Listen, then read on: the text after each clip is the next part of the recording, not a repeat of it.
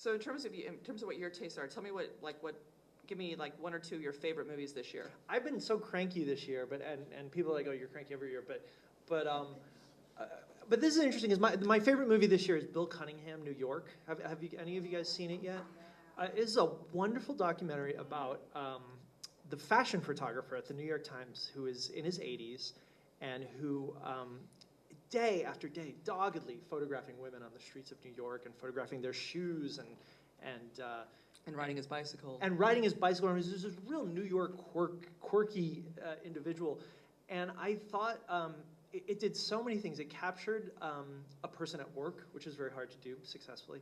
It showed us an era, an evolving era. This guy's been at the Times since 60s, 70s, a long time.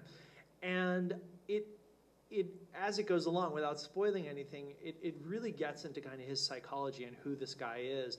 And it reminded me in a way of like Crumb, the documentary about Robert Crumb, and just the kind of what it takes to kind of be an artist, to be a successful artist. And all of this is in this wonderful little movie that premiered at not even a major festival, I don't think, last year, 2010, and played the festival circuit and showed all signs of being a movie that would disappear without a trace and show up on Sundance Channel. It has emerged, and Dana probably knows the details of this better, as like sort of the indie hit of the year. Oh yeah, I mean in terms of return on investment, there's no doubt. I mean I mean that was a very, very low budget movie, and it was released by a tiny distributor, and one theater at a time. Yeah, I mean this is old school style distribution. Yeah, totally old school distribution, and it's done really well. I mean it's made over $1 million, and held its theater, which is amazing because movies don't hold theaters. They get, they're in for a week and they're gone. Yeah, and it's truly one of these things that everybody I know who's seen it just says, oh, this was just wonderful. I had no idea how good this was going to be. But it's something that, is, my God, it's a marketing challenge. There's nothing in there that makes you say, gee, I've got to see that. How do you sell a movie about an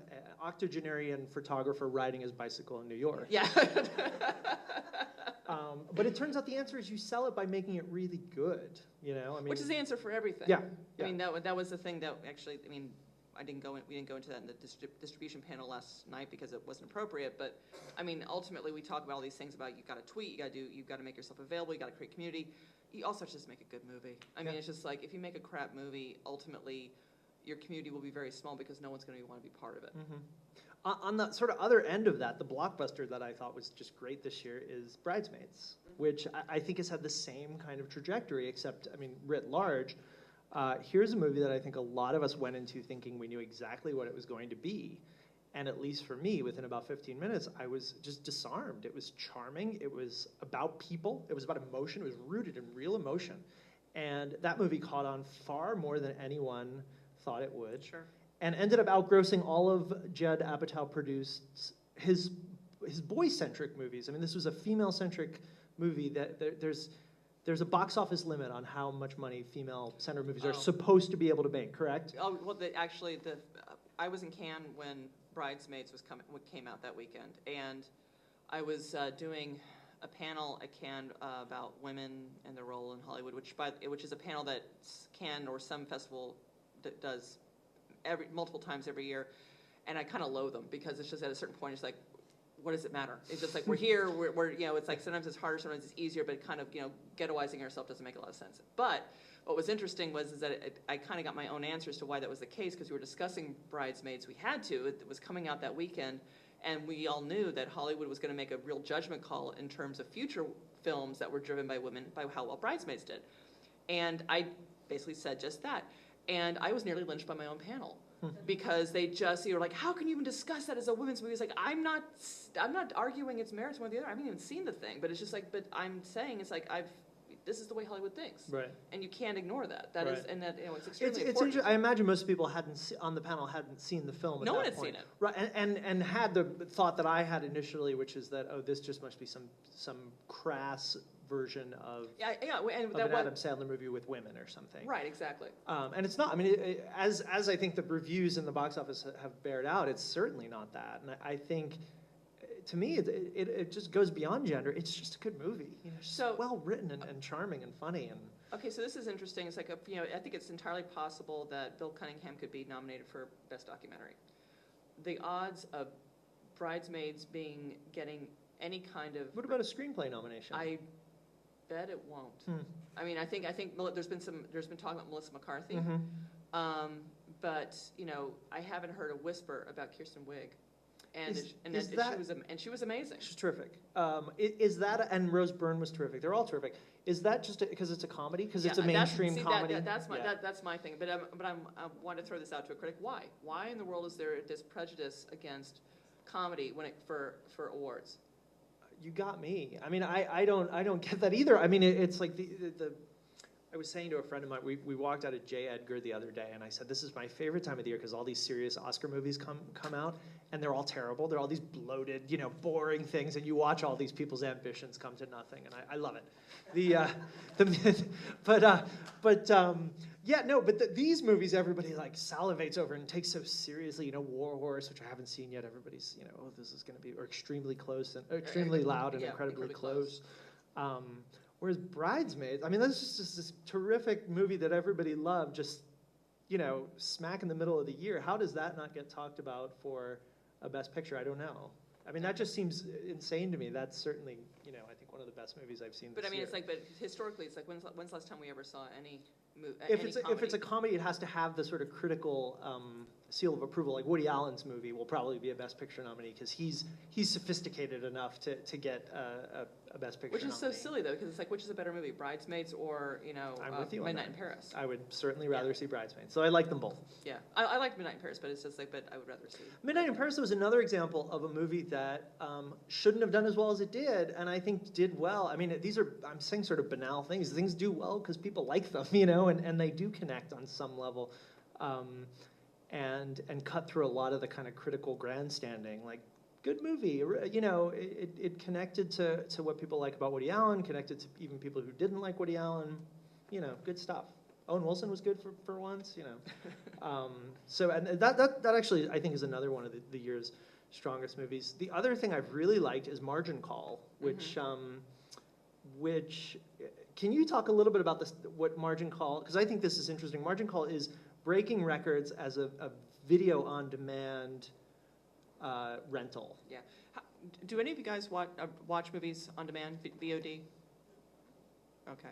And it's like on cable, like through your cable box? Uverse or... Okay. So one of the things that's happening right now with films, and specifically indie films, is that there's this whole universe of VOD distribution. And sometimes it's day and date in which it's VOD and theaters at the same time. Sometimes it's VOD ahead of the theatrical. Sometimes it's VOD only. And to my eternal frustration, I don't have very good numbers on VOD. In fact, I have crap numbers because the people controlling the numbers are the cable companies, and they have absolutely no impetus to share them. But we know that it's working because they keep doing it. The companies keep doing this. And so Margin Call was a movie that has limited distribution theatrically. I guess you could say, you know, reasonably speaking, national distribution. I imagine it's on less than 100 screens nationwide. Oh, for sure. I think it is playing in Dallas at the Magnolia. Yeah, but it's for sure less than 100 screens. And and it's doing really well.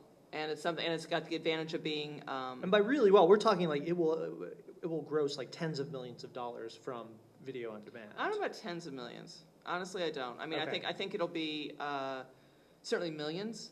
It will definitely be profitable, and that's a film that without VOD might never make a profit. Because there's just no way. It's much cheaper to distribute VOD, obviously. You know, you put it up on a server and there it goes, versus in a theater where you have to move the print from theater to theater. Between the cast includes, like, I'm trying to think of all the names: Demi Moore, Paul Bettany, Jeremy Irons, Zachary Quinto, Kevin Spacey, and the plot is basically about what happens at this securities firm that suddenly realizes it's completely out of control, that it's about to go down and take down the market with it, which, hey, sounds a little familiar. So it was just like, it was a really well-timed, well-timed movie. The best thing about the recession is there's been really good movies out of the recession. Inside Job, Margin Call, Company Man, I thought it was an underappreciated movie, the Ben Affleck movie. So there's been an interesting kind of artistic response to the economic crisis that I think is out there.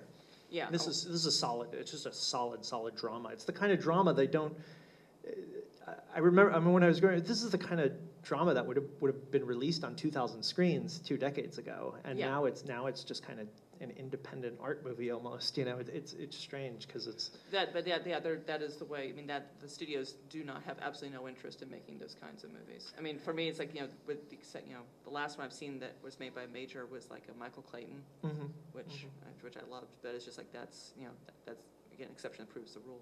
What are some movies that you loathed? What were some movies that you loathed this year? This year. What have I thought was really terrible? Drive.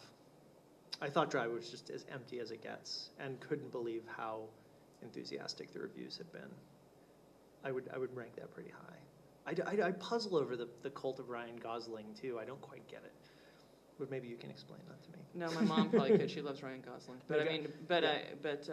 I mean, I think he's a good actor. But I mean, it's just. Drive, I thought was a kind of I feel like nothing's been so terrible this year, but nothing's been so great. A lot of kind of singles and doubles, but nothing. I love the 8th, 9th Harry Potter movie. I thought that was such a great ending to that series. I don't know if it's one of the greatest things ever made, but I thought it was just really, really exceptionally well done. I didn't see Planet of the Apes, but everybody says that's really good. I will see that. Loathe. I don't know. I didn't loathe. What have you loathed? What have I loathed? What about you guys? Tell us what you think is terrible.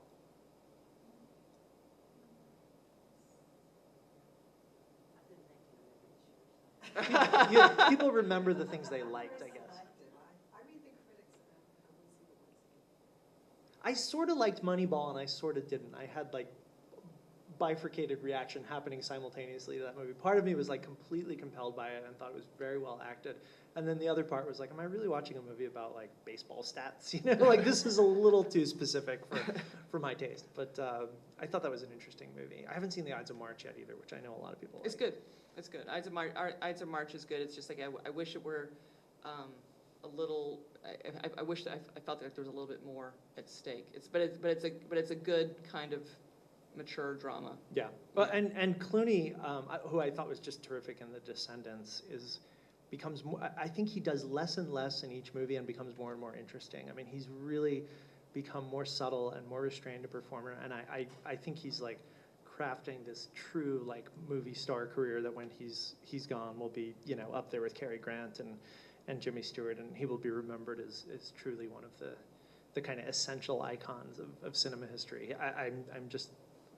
I think beginning with Michael Clayton, I thought that was the movie that kind of took him to a new level, and these last few movies I just think he's been great in.